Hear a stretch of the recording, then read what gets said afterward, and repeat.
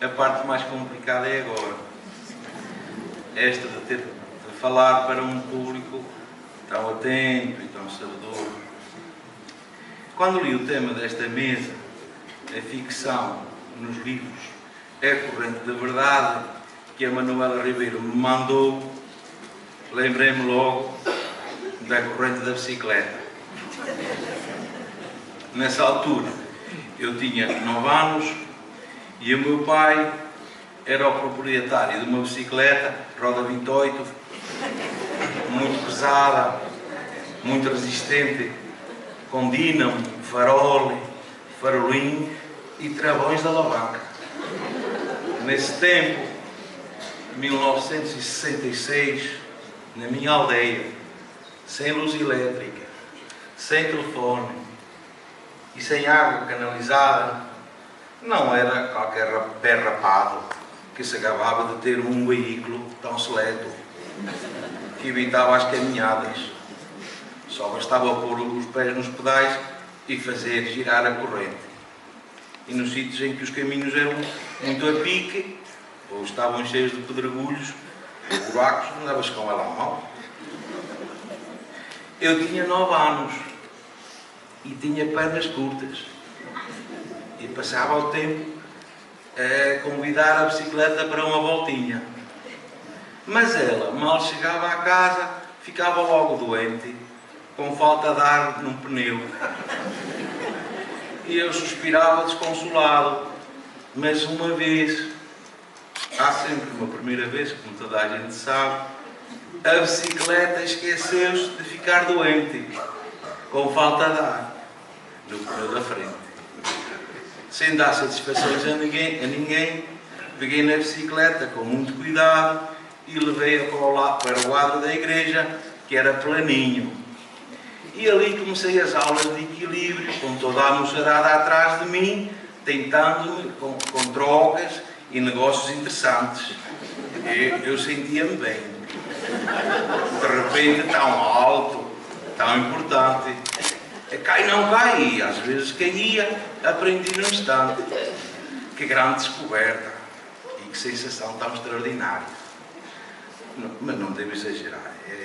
A verdade é que ainda não era capaz de fazer um 8, muito apertado, sem ter de pôr os pés no chão.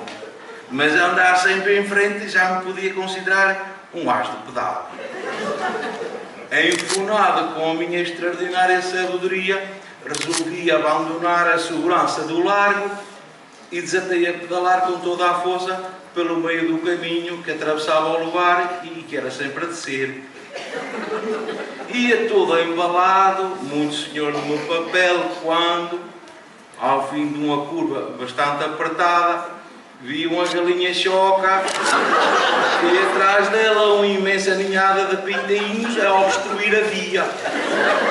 Aflito, comecei a gritar: fujam, fujam, senão o matam-os, fujam, seus palermas, sai daí, bandida, sai daí! Desesperado, tirei os pés dos pedais, apertei os travões com toda a força e, sem perceber como, levantei voo. Aterrei contra um cancelo e vi muitas estrelinhas. E os palermas dos pintos lá continuavam atrás da galinha, só piu-piu, piu-piu, piu-piu, como se nada tivesse acontecido. Então descobri que tinha os cotovelos numa lástima, mas suspirei aliviado, depois de ver que a bicicleta só tinha a corrente fora do sítio. Eu não fui capaz de consertar sozinho. E foi aí que eu descobri que as correntes soltas custam imenso a engrenar. Foi disto que eu me lembrei quando li a frase: a ficção nos livros é corrente de verdade. Mas depois pôs-me a pensar que não era assunto para trazer aqui. Eu voltei a ler, a ver se me apareciam assim umas boas ideias que não me deixassem ficar mal. A ficção nos livros é corrente de verdade. A ficção nos livros é corrente de verdade. E lembrei-me então dos tamancos.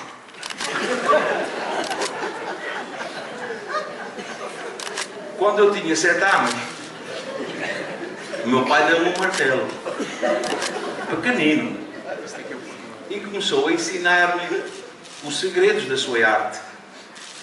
Meu pai fazia chancas e tamancos, calçado de pobres, feito de cabedal e pau de amieiro, já ninguém usa. O meu trabalho era simples, só tinha de cravar taxas nos paus com o meu martelo levezinho. E quando não havia escola, martelava o dia inteiro. Também aprendi que era extremamente cansativo fazer o calçado para as crianças. Eram precisos muitos vagares, muita atenção e muitos cuidados para que os preguinhos não rachassem aqueles paus tão minúsculos, tão desprotegidos, que nos fugiam das mãos. Os que davam menos cuidado eram, está claro, os tamancos número 44. Podíamos martelar como muito bem nos apetecesse, porque sabíamos que o pau aguentava tudo, mesmo as imperfeições.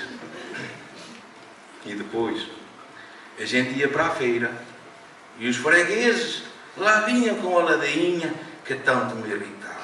Ai, credo, então os tamanquinhos da criança custam tanto como os meus. Ah, mas isto não custou nada a fazer, não deu trabalho nenhum. Um poço de paciência, meu pai respondia que o calçado dos gaiatos demorava mais tempo a fazer que o dos adultos.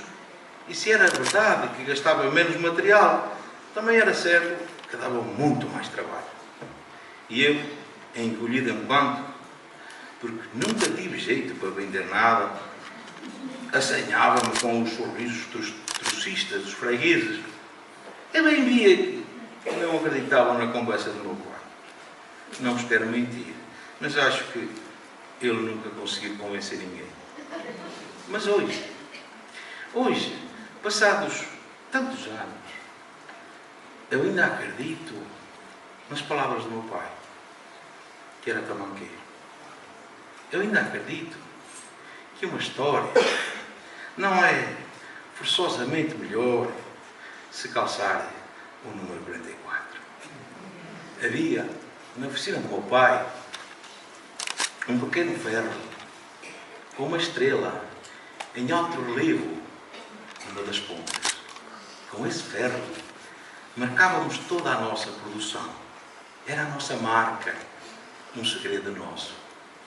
Calçado que não tivesse no couro 2 minúsculas estrelinhas com 6 pontas, de certeza que não tinha passado pelas nossas mãos.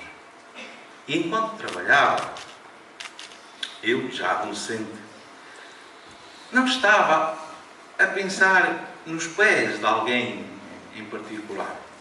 Fazia obra para os fregueses.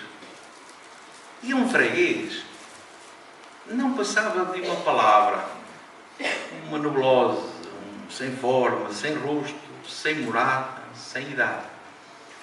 Só muito mais tarde é que eu sabia quais eram os pés que calçavam estrelinhas. E não nego que ficava muito satisfeito.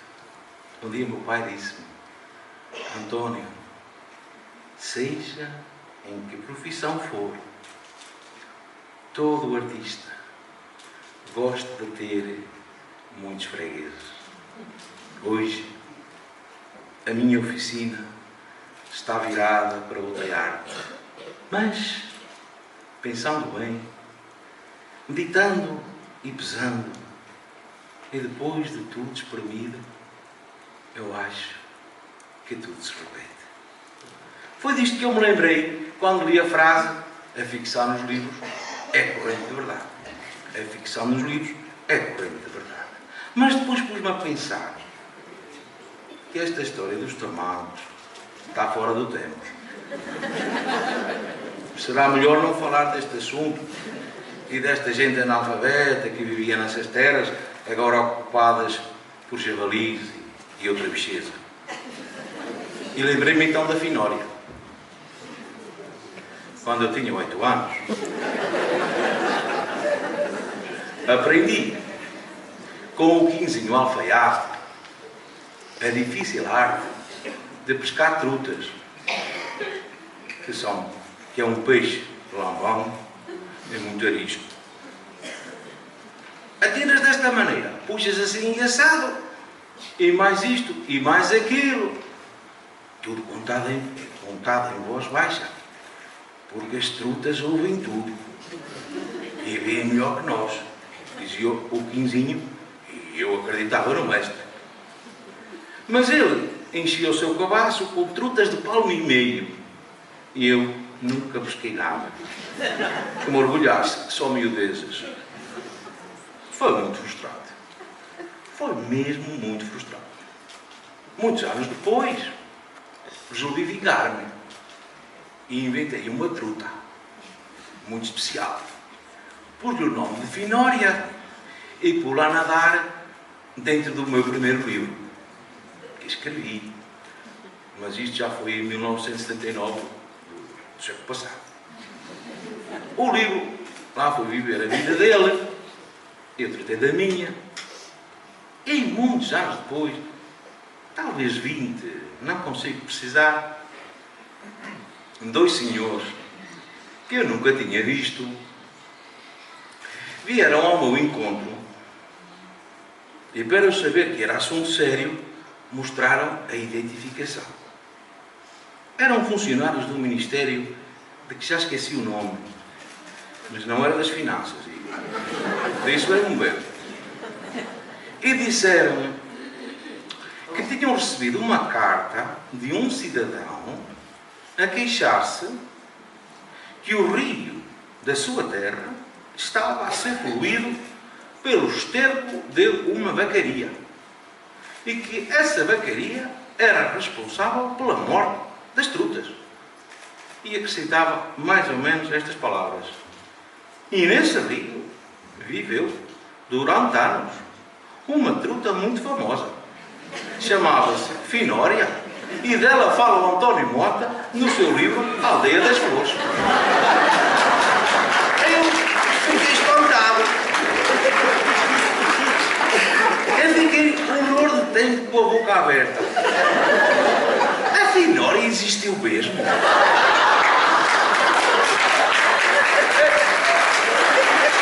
Eu não inventei nada.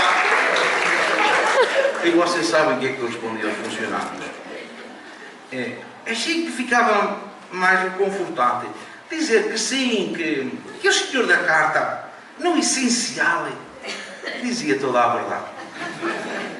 Sei que não é grande coisa, mas foi de tudo isto que me lembrei quando li a frase: a fixar nos livros é corrente de verdade. Termino agradecendo a atenção que me concederam e obrigado a todos.